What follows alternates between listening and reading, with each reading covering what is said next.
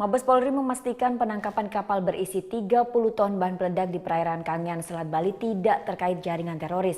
Hasil pemeriksaan sementara puluhan ton amonium nitrat tersebut akan digunakan untuk bahan baku bom ikan.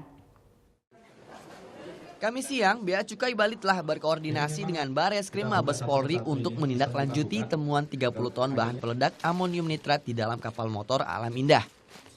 Temuan dari kapal ini merupakan yang keempat dalam kurun waktu 6 bulan terakhir.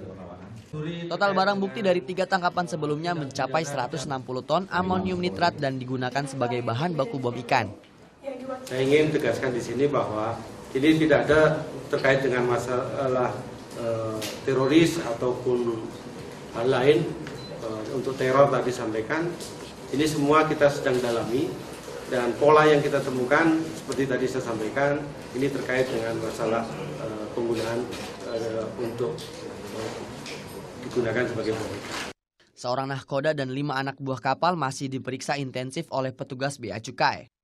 Selasa kemarin, petugas Bea Cukai Bali menangkap sebuah kapal berisi 30 ton amonium nitrat di perairan Kangean, Selat Bali.